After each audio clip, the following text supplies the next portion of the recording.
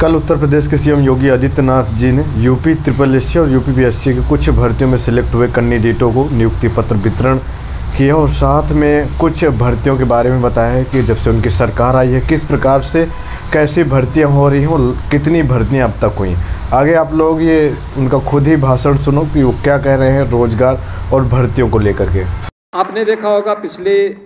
6 वर्ष के अंदर अब तक लगभग 6 लाख शासकीय नियुक्तियां हम लोगों ने प्रदेश के अंदर दी हैं और इन 6 लाख नियुक्तियों में कहीं भी नियुक्ति की प्रक्रिया में कोई प्रश्न खड़ा नहीं कर पाया और आज के दिन पर किसी भी विभाग की नियुक्ति की कोई भी प्रक्रिया न्यायालय में लंबित भी नहीं है या न्यायालय के द्वारा उसको स्टे भी नहीं किया गया है, क्योंकि शासन की मंशा पर आज के दिन पर कोई प्रश्न नहीं खड़ा कर सकता। चयन आयोगों की मंशा पर, उनकी कार्य पद्धति पर आज के दिन पे कोई प्रश्न खड़ा नहीं कर सकता और चयन की जिस प्रक्रिया को प्रदेश के अंदर उत्तर प्रदेश लोक सेवा आयोग ने या फिर अधीनस्थ सेवा चयन आयोग ने, हमारे शिक्षा आयोगों ने या विभिन्न विभागों के स्तर पर भी चयन की जो प्रक्रियाएं संपन्न हो रही हैं उनमें पूरी पारदर्शिता और शुचिता का ध्यान रखते हुए इस पूरी प्रक्रिया को संपन्न किया जा रहा है। उसी का परिणाम है कि पिछले 6 वर्ष के अंदर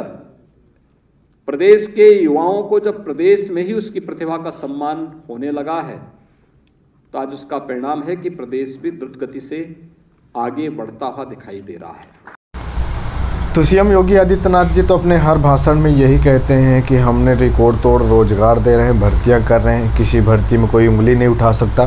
सारी भर्तियां पारदर्शी ढंग से हो रही हैं, वो चाहे यूपी SSC बोर्ड की हों या फिर यूपी पुलिस भर्ती बोर्ड की ही हों या फिर यूपीपीएससी की हों या शिक्षा विभाग की हों, सब विभाग में निष्पक्ष पारदर्शी से लगातार धुआंधार भर्तियाँ हो रही हैं। अब आप लोग इस भाषण से ही समझ सकते हैं कि इस सरकार की मंशा क्या है कि अगर किसी भर्ती में कोई गड़बड़ी घोटाला भी हो जाता है तो सरकार अपनी तरफ से सफाई देती है कि नहीं, गड़बड़ी घोटाला नहीं हो रहा है और कोई मतलब कि उंगली ही नहीं उठा सकता। तो वीडियो वाले अब आप लोग ये सारी चीज़ें समझ सकते हैं। अब आपको ज़्यादा बताने की ज़रूरत नहीं है। फ़िलहाल जिन कैंडिडेटों के ठीक ठाक नंबर आ रहे हैं तो वो लोग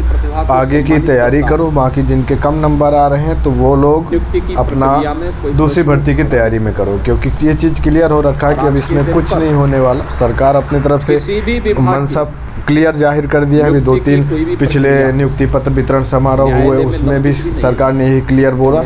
और साथ में भर्ती बोर्ड के अधिकारियों ने ही या फिर कह सकते भर्ती बोर्ड के चेयरमैन साहब ने भी ये बोल दिया कि अगर पेपर लीक भी हो जाता है तो कोई टेंशन वाली बात नहीं है, क्योंकि उन्होंने सीरीज अलग अलग प्लान किया है। तो सरकार और भर्ती बोर्ड की आपने मनसा सुन लिया है।